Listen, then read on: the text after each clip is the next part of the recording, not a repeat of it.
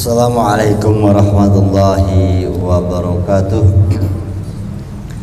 Bismillah walhamdulillah wassalatu wassalamu ala sayyidina Muhammad ibni Abdillah wa alihi wa sahbihi wa man walah. La hawla wa la quwata illa billah, amma ba'du. Ma'asyiral muslimin rahimakumullah, jamaah majlis ta'lim az-ziyadah yang dirahmati Allah subhanahu wa ta'ala. Puji syukur kita kehadirat Allah yang mana dengan rahmat hidayah serta taufiknya kita masih digerakkan hati kita untuk berkumpul di masjid ini. Mudah-mudahan Allah selalu memberikan keberkahan kepada kita semua. Salawat serta salam selalu kita haturkan kepada Nabi kita Muhammad SAW, dengan harapan agar kita semua, keluarga kita dan semua yang kita cintai bisa berkumpul kembali di yaumil mahsyar di bawah naungan syafaatnya bagi dan Nabi besar Muhammad SAW. Amin ya rabbal alamin. Seperti biasa sebelum kita mulai ta'lim, mari kita membaca suratul Fatihah. Kita khusus untuk pengarang kitab si Abu Hamid Muhammad bin Ahmad Al-Ghazali. Aman saharaha bihadzal kitab Syekh Muhammad Ihsan bin Muhammad Dahlan wa sahibu Halamahum Zaid bin Muhammad Amin Muhammad Ali bin Azza bin Samad usulihi muqrihim jukukan majman Allah yaghfir lahum wa yarhamuhum wa yu'idha bijadihim fil jannah wa in ida alaina min barakatihi wa asra anwari mulu min afatihi fi din wa dunya wal akhirah syai'u lidallahumul fatihah. A'udzu billahi minasyaitonir rajim. Alhamdulillahil alamin arrahmanir rahim.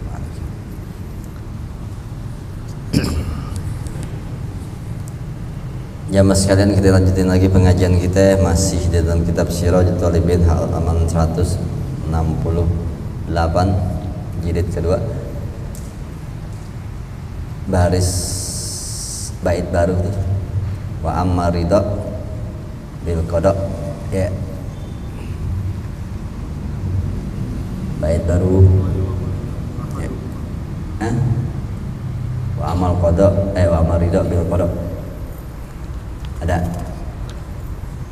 A'udzu billahi minasyaitonir rajim. Bismillahirrahmanirrahim. Qala Imam Al-Mu'allif rahimahullah wa nafa'na bi barakati ulumih fidarin amin. Wa amma ridha bil qada'i fata'ammal fihi aslaini muqtani'ain la mazidah alaihi. Ya.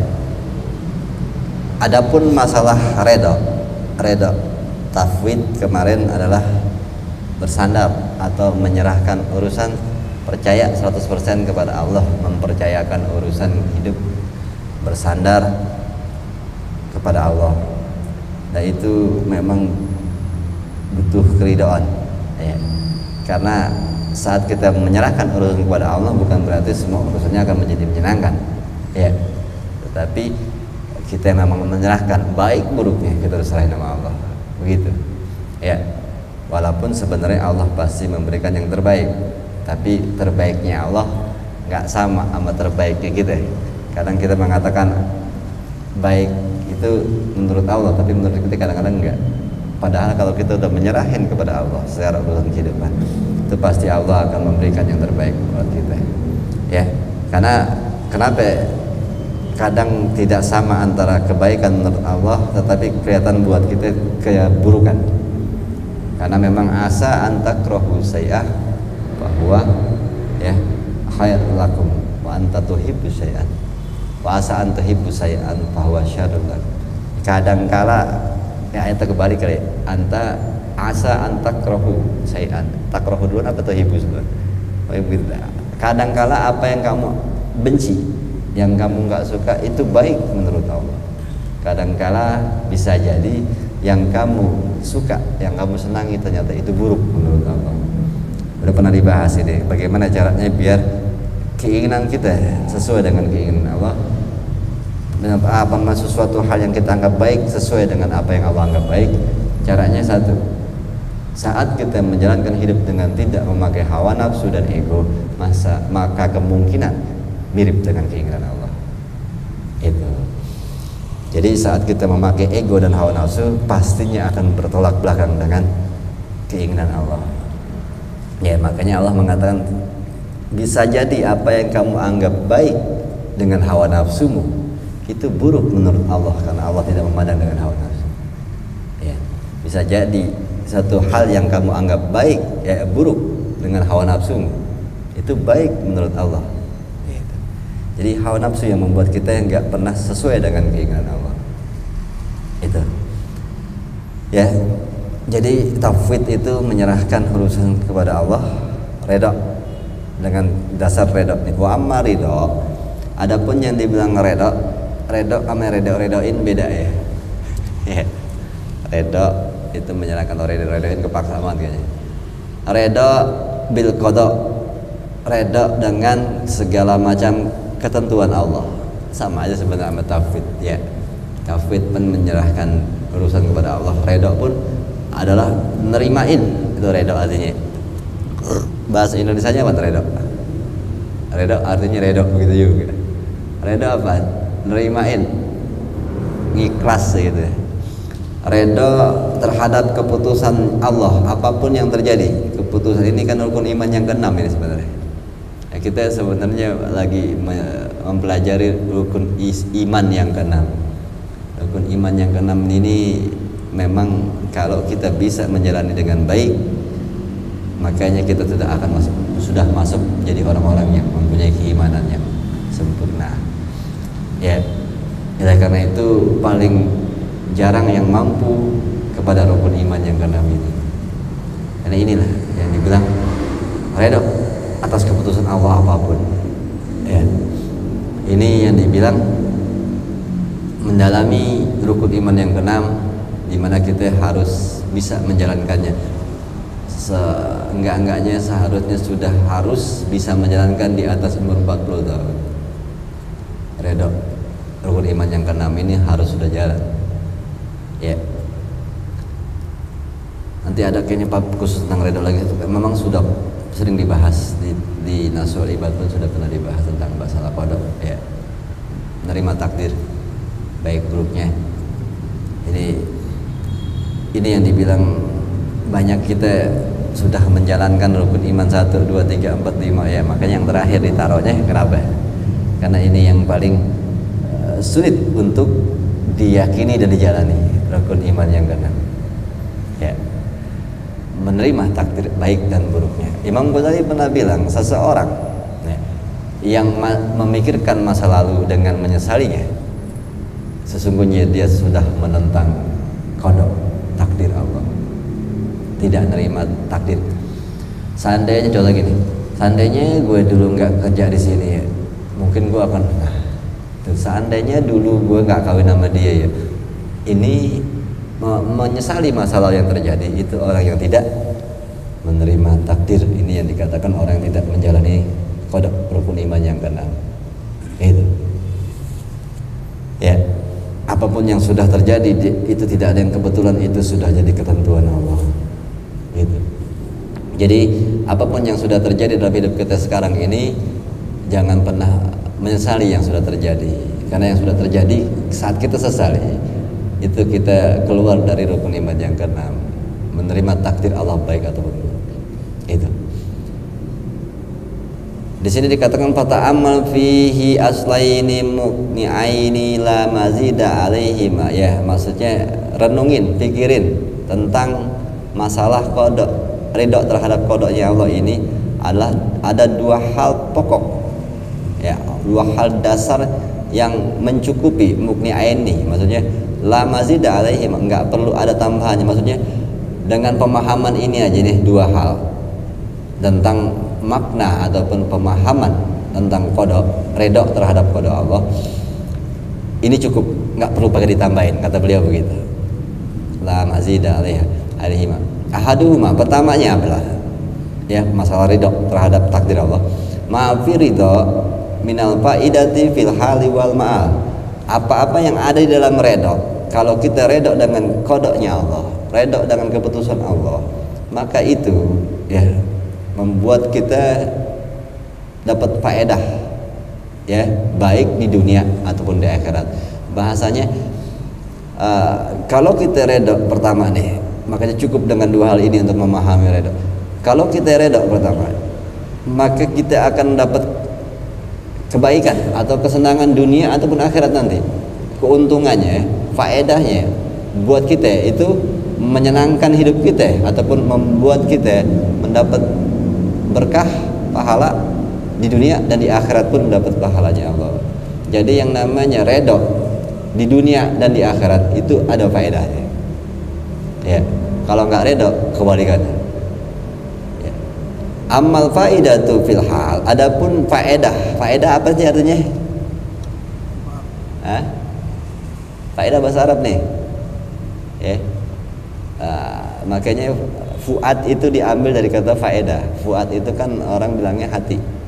Sebenarnya fuad itu adanya di dalam kolbun. Kolbun dalamnya lagi fuad. Nah itu. Ya.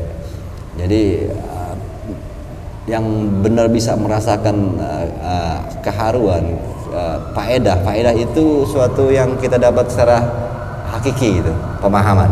Itu dari faedah. Jadi makanya yang bisa memahami hidup itu dengan benar apa enggaknya, cinta sejati itu adanya di fuad. Fuad itu adanya di dalam hati, di dalam kolbun. Gitu. Jadi fuad ini lebih dalam daripada kolbun.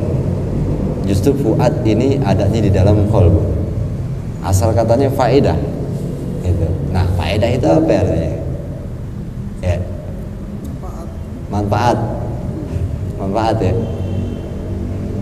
Manfaat, nafi, manfaatun bahasa Arab juga.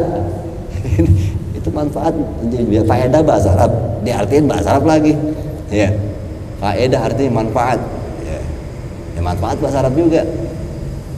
Ya, ini bahasa Indonesia apa sih? Bahasa Indonesianya apa nih? Kalau diartikan manfaat itu bahasa Arab lagi. Nafi, ya, nafiatun. Manfaat itu dari kata nafi'ah ya. Manfaatun. Nafa'ayan pau. Nafi, manfaat. Bahasa Arab lagi. Ayo, Yusuf ada gak? Bahasa Indonesianya apa tuh faedah?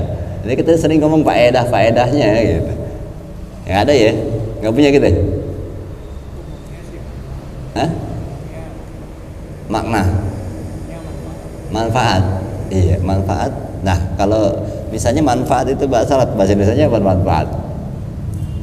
Nafa'a yanfa'u. Asal katanya nafa'a. Ya. Nanti nyari itu di kamus mana? Kamus Eropa katanya. Ya. Jadi faidah itu adalah sesuatu yang bisa dibilang bahasa kita tuh hikmah. Ya. Sesuatu yang bisa kita pahami dengan dalam maknanya dan sangat mengena di dalam hati kita, di dalam jiwa kita. Itu di dalam faedah. Ya. Ya. Nanti cari di kitab apa judulnya lupa. Itu karangan Syekh Abdul Qadir Jilani ada ya, membahas tentang faedah dan asal kata daripada fuad itu kan faedah. Itu dijelaskan sama beliau dalam kitabnya. Ya, memang ulama-ulama yang begitu tuh yang detail banget udah membicarakan. Ya ternyata di dalam kolbun ada lagi dalamnya, yaitu fuad.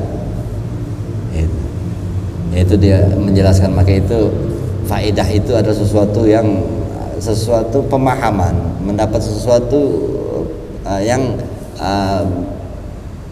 dapatnya di hati gitu. Dapat pemahaman makna sesuatu yang sangat dalam. Ya, sebenarnya artinya begitu, faedah. Ya, manfaat sebenarnya, manfaat yang dalam yang bisa menjiwai lah, kayak misalnya perjalanan Codet sama Mugi itu buat dia faedahnya luar biasa gitu. Sampai sekarang tidak pernah saya hilang di dalam segitu terngiang-ngiang gitu. Karena sangat berfaedah gitu. Sangat chemistry ya bahasanya, sangat berchemistry. Ya. Amal faidatu fil hal, kita balik lagi ke itu definisi aja. Kan kita kan memang berusaha memperbaiki nih, karena ada pemahaman dari ulama yang mengarang kitab Tafsirul Quran lil Quran. Beliau pernah mengatakan kehancuran umat ini, perpecahan di umat ini, kemerosotan di umat ini karena ulama-ulama mereka sendiri yang tidak detail terhadap definisi kata ini.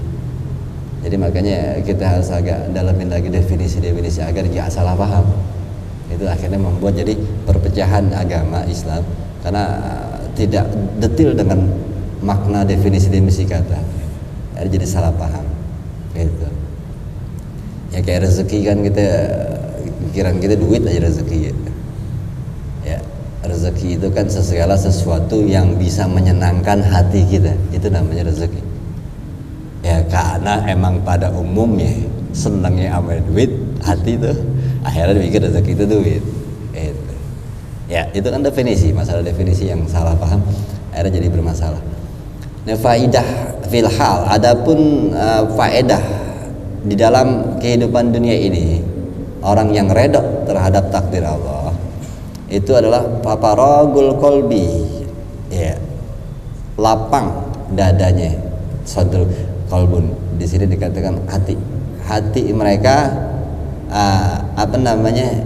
lapang minas sawagili, maksudnya dari segala macam kesibukan dunia. Kenapa orang yang reda terhadap keputusan Allah hatinya menjadi tenang? Karena kalau misalnya aja nih, salah satu contoh, ada orang main bulu tangkis ataupun main bola itu kalah kayak di dong itu SM kalah 60 menang ya, terus sama 4 dia nggak main.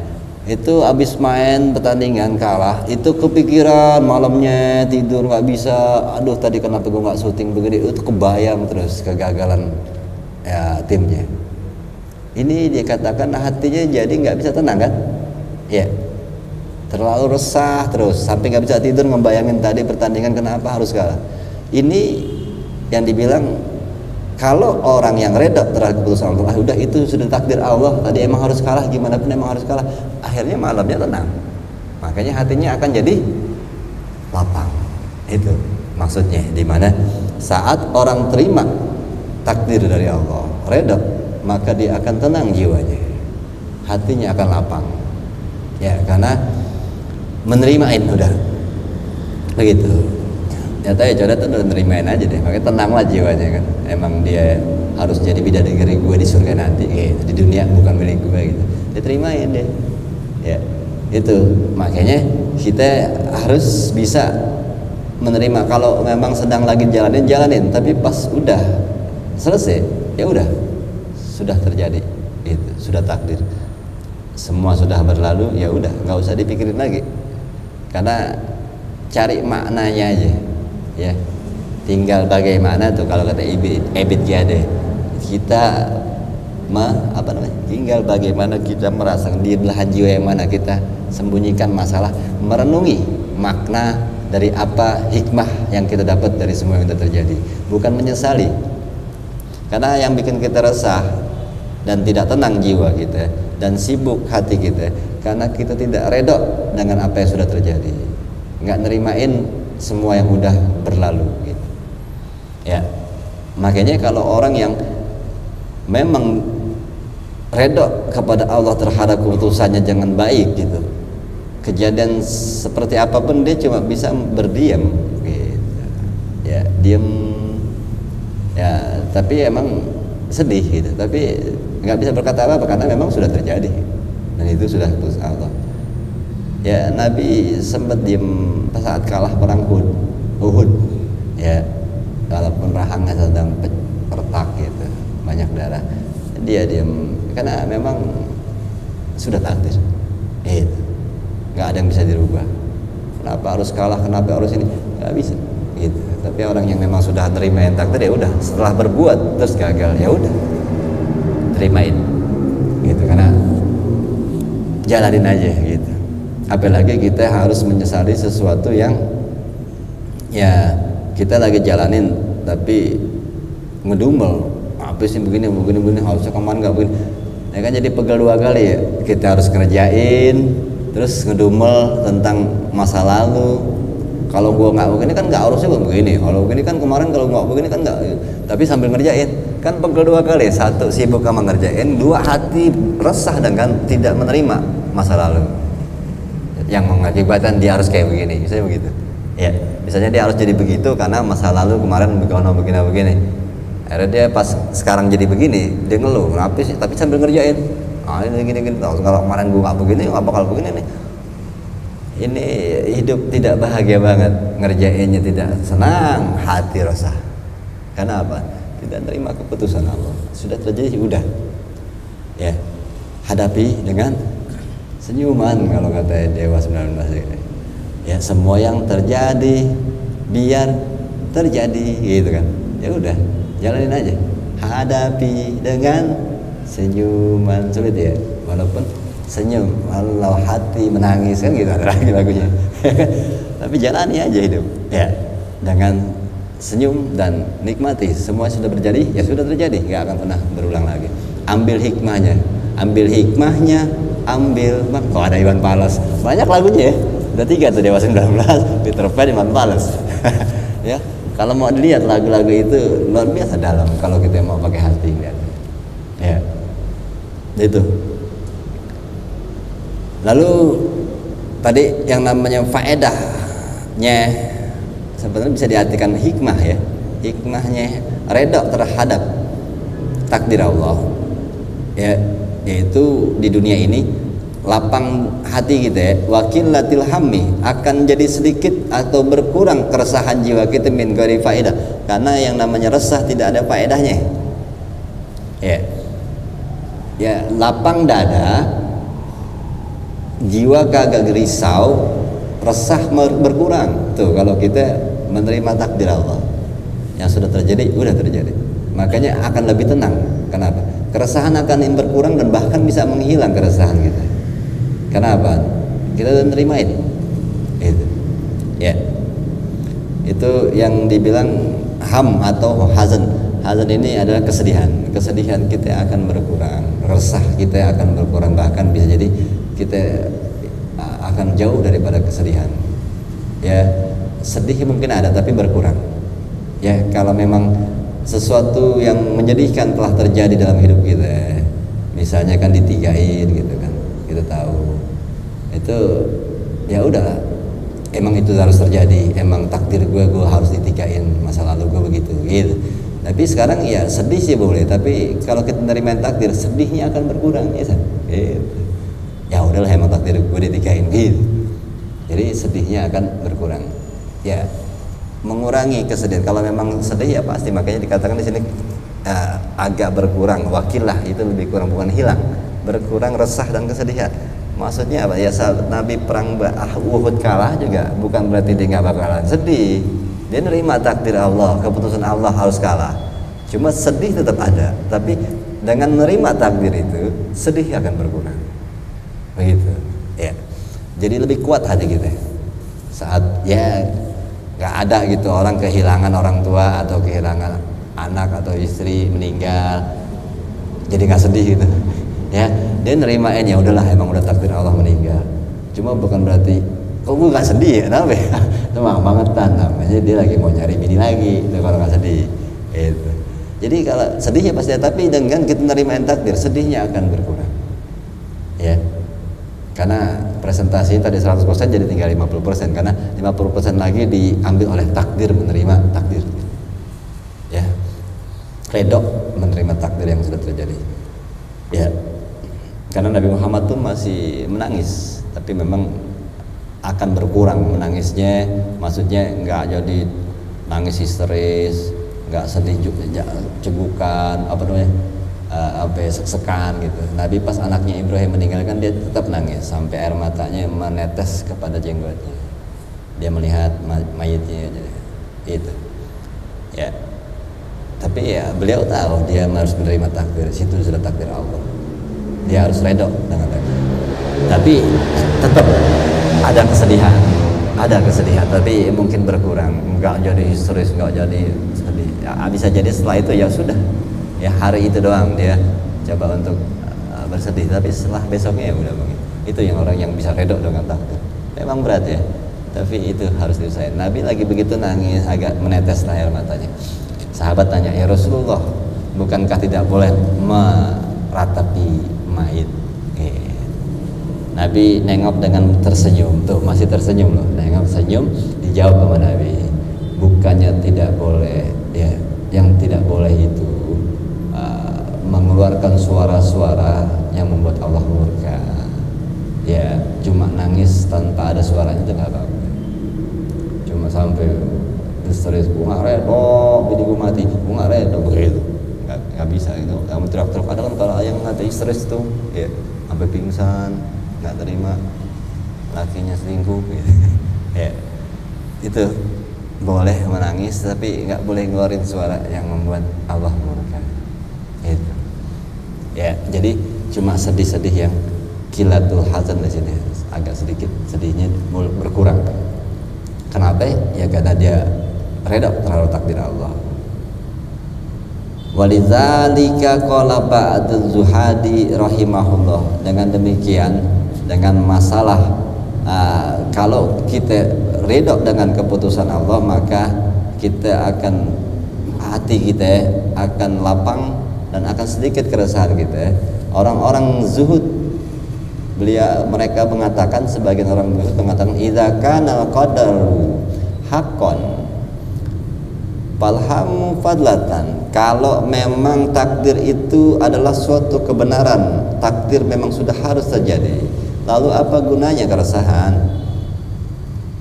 Lalu apa gunanya resah jiwa? Karena emang itu harus terjadi. Itu.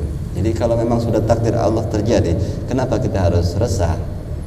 Yang sudah terjadi, yaudah, terimain aja. Gitu. Wa asluhu al khairu ma'zuru anin nabi, ya. Dan sumber dasarnya kebaikan itu diisyaratkan oleh Nabi kita Muhammad SAW, di mana annahu qala li Ibnu Mas'udin radhiyallahu, di mana Nabi pernah menyatakan kepada Ibnu Mas'ud dengan mengatakan, ya, liyaqilla hammuka wa ma qaddara yakun wa ma lam yuqaddir wa ma lam yuqdar lam yatik. Ya, wahai Ibnu Mas'ud, gitu jatuhnya begitu. Ya, hendaknya sedikitkan resahmu dan apa-apa yang sudah ditakdirkan pastinya akan terjadi, dan yang tidak ditakdirkan nggak bakal terjadi. Itu ya, Nabi bilang begitu. Itu Mas'ud, hendaklah kamu mensedikitkan ya keresahanmu terhadap hidup ini, karena sesungguhnya yang sudah ditakdirkan ya pasti terjadi, yang tidak ditakdirkan yang nggak bakal terjadi. Terimain aja. Itu. Hadza wal kalamu jamu'un nabawi al-balighu fi qillati lafzihi wa kasrati faidati ma'nahu. Ya. Ini omongan Nabi kita yang ringkes, ya, padat dalam sedikit lafaznya, tapi maknanya dan faedahnya sangatlah luas. Itu. Nabi ngomongnya dikit tapi sangat luas, sama kayak Nabi ngomong kafa bil mauti wa izo, cukup kematian itu sebagai nasihat. Ngomongnya segitu doang, tapi kalau mau ditafsir bisa satu kitab. Nabi ngomongnya dikit tapi pemahamannya sangat luas. Kayak gini juga, Nabi ngomongnya dikit tapi sangat luas pemahamannya. Ya, ya, kata beliau, hendaklah sedikitkan keresahanmu terhadap dunia kehidupan ini, karena yang sudah terjadi, takdir yang sudah ditetapkan ya pasti terjadi, yang nggak ditetapkan ya nggak bakal terjadi. Itu di dalamnya itu ada ayat Quran, ma'asobah, ya, Allah berfirman, ma'asobah min musibatin fil ardi wala fi anfusikum illa fi kitabin min qabli an nabra'aha inna dzalika 'alallahi yasirun. Ya, apa-apa daripada sesuatu musibah di dalam bumi ini dan juga apa yang ada di dalam diri kalian musibah, ya, itu semua bukan apa-apa, ada ilah tadi. Tidaklah musibah yang terjadi di bumi ini dan yang terjadi di diri kalian kecuali sudah ditetapkan Allah, ya, di dalam penciptaan kita. Sebelum kita diciptain, sesuatu sudah menjadi catatan Allah sebelum diciptainnya bumi dan sebelum diciptainnya diri kita. Semua sudah ditentuin. Itu sesungguhnya yang demikian itu mudah buat Allah. Ya. Fa inna man alima annahu la yusibahu illa ma kutiba min khairin wa syarrin wa naf'in wa darin Ya, karena sesungguhnya dari siapa yang memahaminya bahwa sesungguhnya apapun yang sudah ditetapkan musibah ataupun sesuatu yang akan terjadi, ya kecuali memang sudah ditetapkan Allah, baik perbuatan baik, kebaikan, keburukan, manfaat, bahaya, semua sudah ditulis sebelum kita ada. Ya. Wa an ajtihadal khalqi kullihim bi khilafil maqdur la yufidu syai'an albatah. Jadi manusia sungguh-sungguh untuk merubahnya ya daripada takdir yang ada nggak faedah sama sekali. Merubah takdir kagak bisa, udah emang tetapannya begitu ya begitu. Ya. Mandu alima annallaha ta'ala wahda wal daru nafi'u mu'ti almani'u. Ya Allah itu ya sesungguhnya sudah diketahui bahwa dia adalah yang satu, dia yang apa namanya menciptakan bahaya, manfaat, memberi, mencegah, ya apa namanya kalau habis tahlilan Allah mantasala mamikasal Allahumma la mani'a lima a'taita wala mu'tila ma ma'na'ta gitu ya. Allahumma ya Allah engkau lah la mani'a lima, jadi enggak ada yang bisa menahan sesuatu yang udah engkau pasti kasih. Wala mu'tila ma a'taita masih lupa kalau lagi begini susah ya. Wala mu'tila lima mana'ta, enggak akan ada yang bisa ngasih kalau Allah nahan. Yang ada bisa nahan kalau Allah ngasih. Wala roda lima qadaita ya. Ini ketetapan ya, jadi memang Allah yang, makanya ini pemahaman di mana kita harus bertauhid. Ini lagi ngomong Allah sebagai hal yang dimana kita harus mentauhidkan semua urusan segala macam adanya di tangan Allah ya. Kemarin udah dibahas, kita lagi ngomongin keyakinan kita sama Allah, bukan jadi akhirnya dengan begini kita gak mau ngapa-ngapain ya. Ini kita lagi berusaha meyakininya ke atas. Justru kita kebanyakan berusaha lupa sama takdir, lupa sama Sang Maha Kuasa, bahwa Dia yang menentukan segala-galanya ya. Ini kalau dipahamin begini, jangan tar ke kiri, tar ke kanan gitu. Lagi disuruh bertauhid aja, nggak usah kita, sesungguhnya manusia berjuang apapun nggak akan bisa merubah takdir. Udahlah nggak mau ngapa-ngapain dah. Ini salah paham lagi ya. Kita lagi disuruh meyakini ke atasnya nih ya, meyakini bahwa Allah maha segala-galanya dalam urusan kehidupan. Itu yang kita masih belum dalam meyakini itu ya. Akhirnya kita setengah, urusan dunia juga ngejarnya juga nggak maksimal, keyakinan kepada Allah juga nggak maksimal, dua-duanya nggak maksimal. Ini harusnya ya, usaha di dunia ini dengan maksimal, berjuang meyakini Tuhan sebagai Tuhan kita yang Maha Kuasa juga maksimal gitu ya. Maaf rodahu bitoati, ini perintah bukan ya, karena ada alifnya di hamzah enggak ya. Maka fokuslah gitu maksudnya. Kalau sebenarnya fokuslah jadi artinya amr dong. Fa'afrodahu, dan menyendirikanlah dia atas taat kepada Allah ya, begitu. Jadi wahibzi ududihi, dan juga maksudnya di situ disuruh fokus kepada taat kepada Allah dan memelihara, memperhatikan, menjaga hal-hal yang sudah dilarang Allah. Wa khafahu wa rajahu, dan takut hanya kepada Allah dan berharap hanya kepada Allah dan mencintai Allah ya. Wa qaddama ta'atahu, dan lebih duluin taat kepada Allah daripada taat kepada makhluk semua-muanya yang ada itu ya. Ini kita disuruh meyakini iyyaka na'budu wa iyyaka nasta'in, ini yang harus kita dalamin. Suratnya pendek dikit, iyyaka na'budu wa iyyaka nasta'in, tapi luasnya minta ampun, dan sebenarnya untuk menjalankannya cukup penuh kemauan yang besar ini yang dibilang iyyaka na'budu wa iyyaka nasta'in ya. Fokus kepada ketaatan kepada Allah, memelihara diri daripada apa yang dilarangnya, takut kepada Allah doang, berharap hanya kepada Allah, cinta kepada Allah, mengutamakan ketaatan kepada Allah ketimbang ketaatan kepada makhluk siapapun semuanya.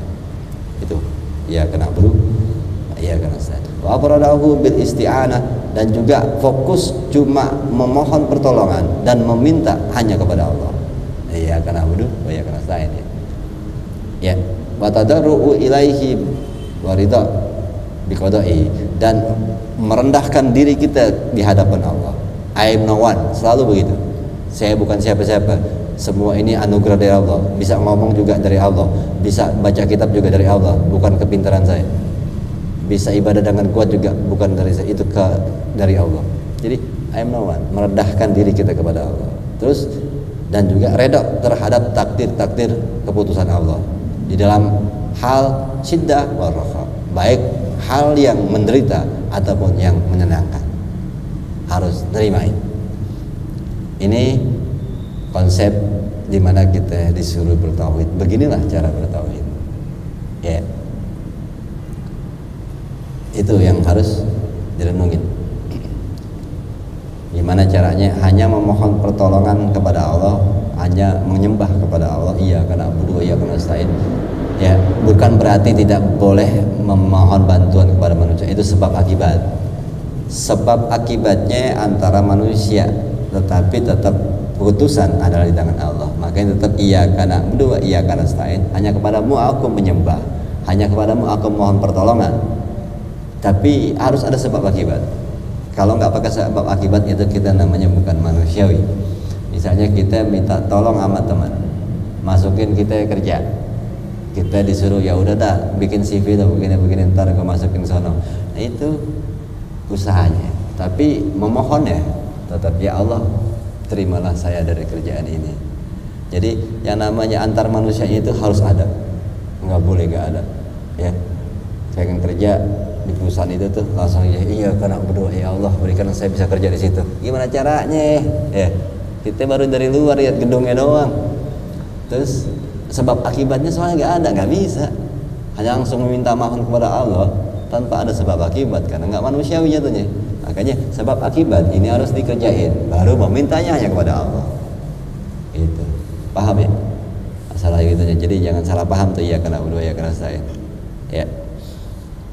Di rumah aja gitu, iya kena berdua ya kena ngapain mau biar kerjaan proyeknya selesai nih gitu, proyeknya biar dapat untung gede, iya kena berdua ya kena mohon sama Allah, mintanya sama Allah, ngabdi kepada Allah.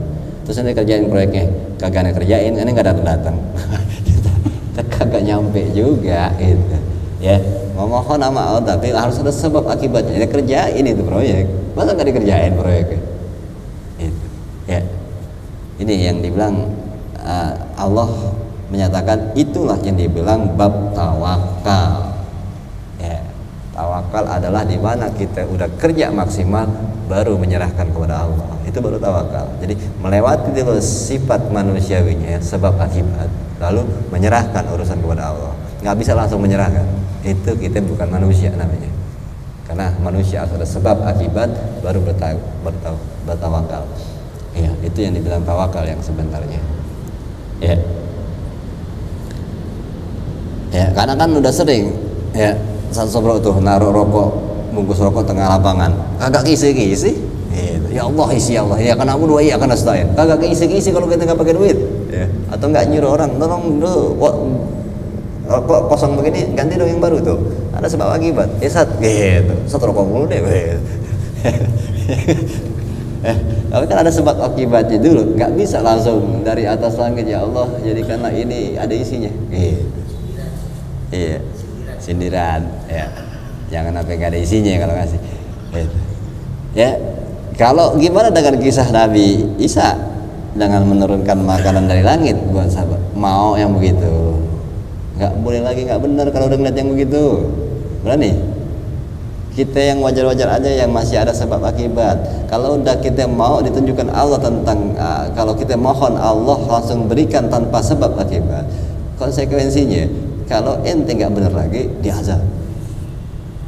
Itu nyambung. Itu umatnya Nabi Isa begitu. Kalau kalian ya umatnya Isa ini setelah dikasih keajaiban begini tanpa ada sebab akibat, tapi mereka kembali lagi nggak beriman, maka mereka akan diazab yang tidak diberikan kepada siapapun di atas bumi. Itu Makanya kalau ada tingkatan menjadi waliullah yang misalnya udah khariqul adah macam, mereka harus stabil imannya. Kenapa? Sudah melihat yang enggak manusiawi gitu. Dan mereka harus imannya kuat. Kita kan kadang iman, kadang ada, kadang enggak, kadang keluar, kadang masuk, kadang keluar lama-lama masuk kan gitu. Ya kan? Gitu. Codet kalau lagi gini codet masuk mulu, masuk keluar. Ya pas keluar talim, imannya kemana dia kemana kan gitu. Gitu. Lagi ngaji, gabungin depan tadi baru datang, dia datang iman sama dia masuk masjid gitu. Jadi imannya di sini doang, ketemunya dia sama iman. Kalau keluar masjid ya udah imannya jalan-jalan ke Kemang, ya dianya ke Malang kan gitu. Ya bisa-bisa. Ya, ini kita masih begitu, terus kita pengen lihat yang keajaiban Allah ya.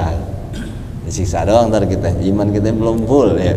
Kalau kan zaman dulu ada orang-orang ya sahabat Nabi yang mungkin imannya naik turun nih sahabat.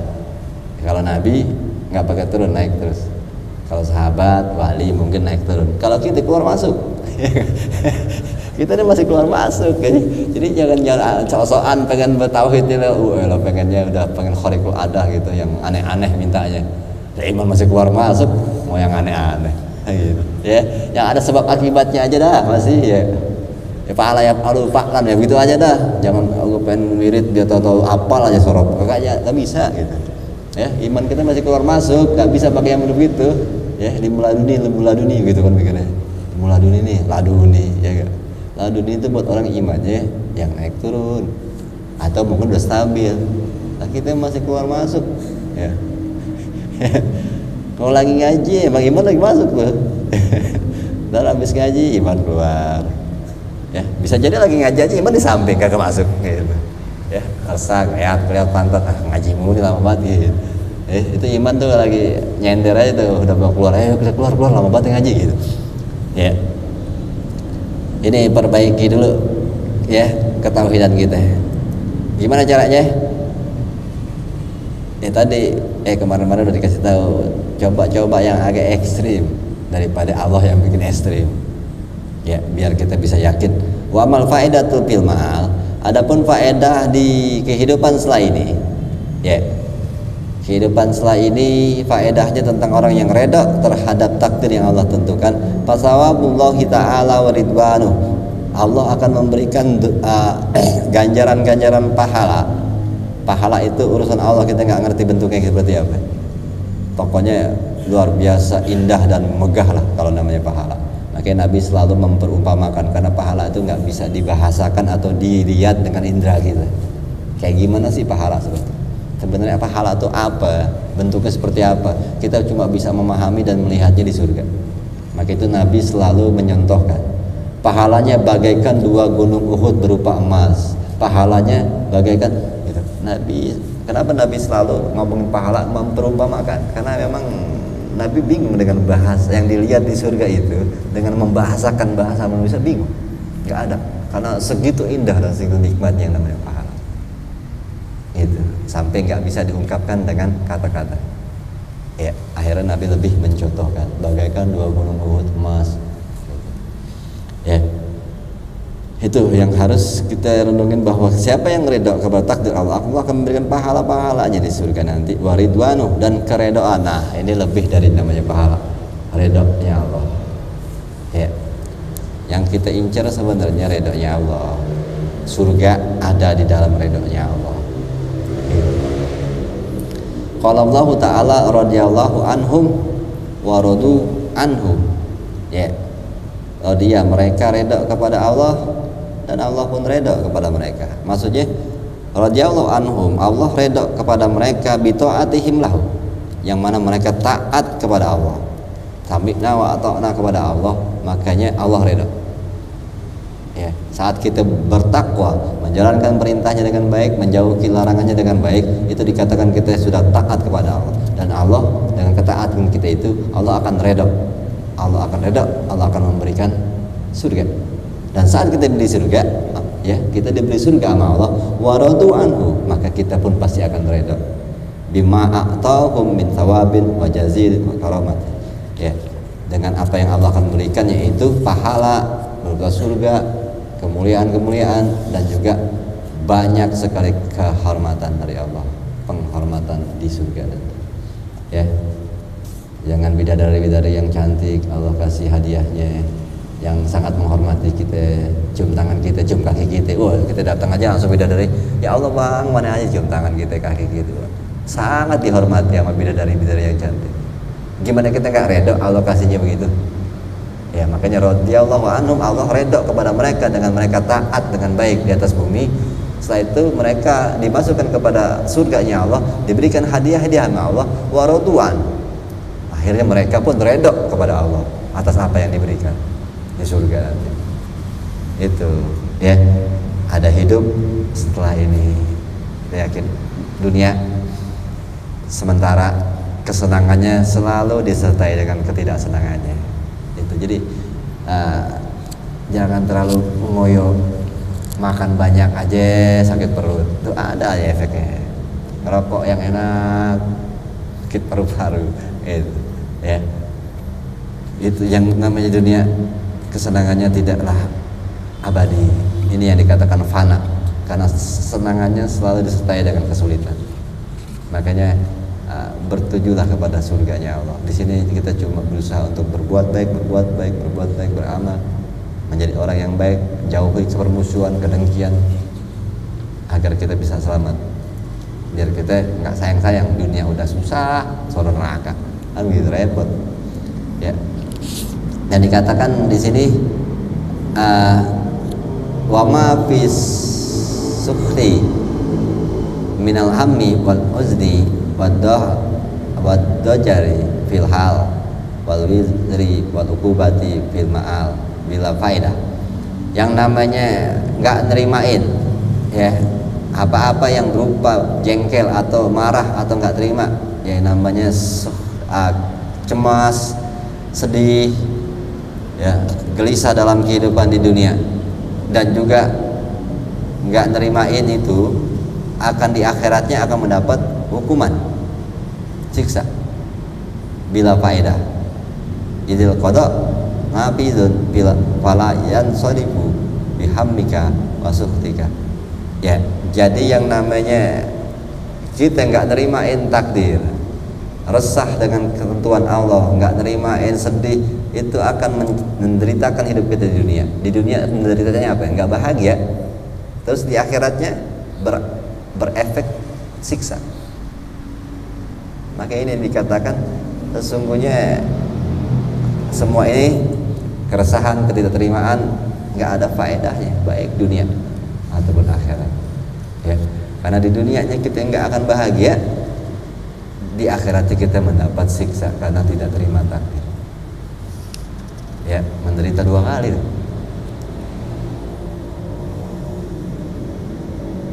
Maqad qudiya nafsu fastabiri lahu walakil amanu minnal ladzi lam yuqdari.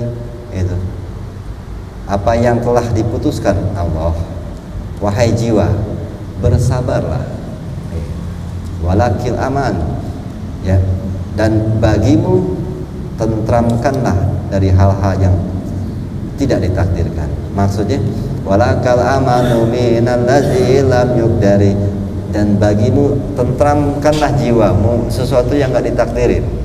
Maksudnya yang belum terjadi, kita nggak pernah tahu kayak gimana, udah jangan dipikirin, resah doang.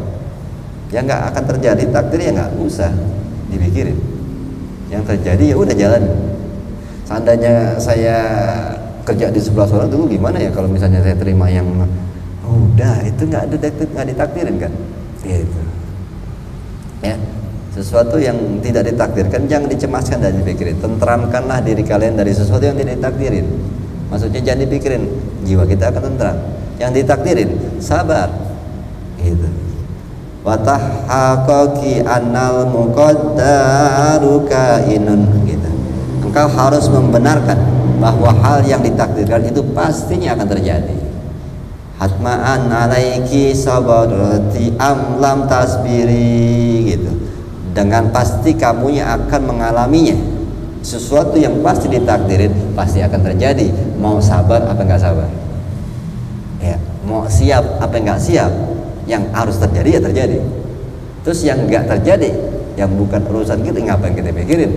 Ini aja kita harus nerima ini. Kita lagi sabar atau kita nggak sabar, kita lagi siap atau nggak siap, yang namanya takdir harus terjadi ya terjadi. Itu, ya.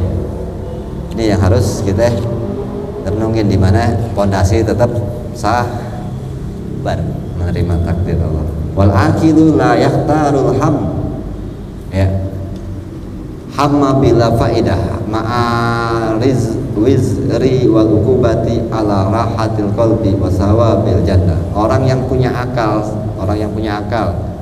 ya, mudah-mudahan kita termasuk orang yang punya akal. Orang yang punya akal itu tidak akan memilih keresahan jiwa, resah dalam kehidupan yang nggak ada manfaatnya itu, bersama dengan, maksudnya padahal pahala yang dibandingkan wal ukubah ala rahatil qalbi sawabul jannah, ya, dan kenyamanan, ketenangan jiwa dan kenyamanan dan pahala surga. Maksudnya orang yang berakal pastinya nggak bakal milih itu, nggak bakal memilih keresahan di dunia ini. Kenapa? Di dunia hidupnya nggak bahagia, di akhirat disiksa. Kalau dia nerimain, di dunia jadi tenang, di akhirat dapat surga. Nah, orang yang berakal pasti milihnya menerima takdir. Ya, kalau orang yang nggak berakal pasti milihnya nggak nerima takdir. Kenapa? Dia demen gitu di dunia dengan keresahannya, dengan tidak terima takdir dia akan resah, akan gundah, hidupnya nggak bahagia, dunianya nggak bahagia. Terus dengan begitu dengan terima takdirnya itu di akhirat dia dapat siksa karena nggak terima takdir. Nah, kalau orang yang berakal mikir, jadi bego banget, gue dua kali rugi, gitu. Dengan gara-gara nggak redo doang sama keputusan Allah. Nah, kalau kita redo sama keputusan Allah, di dunia jadi tenang, nggak resah, bahagia jadinya. Di akhirat karena kita terima yang takdir, kita dapat pahala surga, redonya Allah. Ya, makanya dikatakan orang berakal pasti milihnya terima yang takdir. Ya, karena bertolak belakang hasilnya. Wa astusani, adapun dasar yang kedua di mana kita mesti redha terhadap takdirnya Allah, keputusan Allah. Ma fi sukti min al-izami wal hadrati wal darari wal kufri wal nifaqi illa ayatadarakahu Allah taala. Minggu depan aja kita lanjutin. Minggu depan insya Allah kita ngaji kitab ini yang terakhir sampai kita masuk ke bab tentang sabar. Nah, kita harus dalemin lagi bab sabar. Tapi mungkin insya Allah habis lebaran bab sabar. Kalau ini sisanya mungkin minggu depan. Minggu depan kita ngaji insya Allah yang terakhir, nggak ada penutupan gitu namanya, libur. Ya, tetap ngaji aja. Besok minggu depan insya Allah kita ngaji. Habis itu ya bahasanya mau penutupan mau apa, tapi tutup kitab ini. Gitu. Jadi Ramadannya menjadi tafsir Al-Maraghi. Gitu. Tapi di Bangka nggak di sini. Ya, jadi malam Minggu tafsir Maraghi juz amah, malam Selasa tetap tafsir yang masih terusin. Jadi pengajian yang lanjut di bulan Ramadan dua itu aja. Malam Minggu kitab ini diganti tafsir ya Maraghi juz amah, malam Selasanya atau Senin malam Selasanya tetap memang itu tetap jadwal ya tafsir. Jadi pengajian yang enggak tutup sama sekali ya tafsir. Ya, tafsir malam Selasa. Selebihnya yang namanya nahwu akan tutup juga ya. Yang lain malam Rabu, malam Kamis, malam Sabtu itu tutup semua. Kecuali tutup semua, tutup sementara semuanya. Ya, kalau yang namanya malam Minggu ganti kitab jatuhnya. Minggu depan kita ngaji kitab yang ini, yang terakhir dulu. Itu. Minggu lanjutnya pas Ramadan diganti kitab tafsir juz amah. Dan itu tapi tempat juga pindah ke Bangka malam Minggu. Jadi liburnya mungkin dikatakan tutupnya itu paling seminggu mau Lebaran. Biasanya bukanya lagi 2 minggu setelah Lebaran. Begitu. Ya. Jadi minggu depan kita nggak ada acara apa namanya minggu depan tuh tahlilan apa enggak, ya ngaji aja begini terus tutup udah. Karena kita nggak tutup ya sebenarnya. Ya, tutupnya cuma ganti kitab. Ya kalau mau dikatakan di masjid ini ya penutupan sementara karena kan malam Ramadannya kita pindahnya ke sana. Ya. Ya.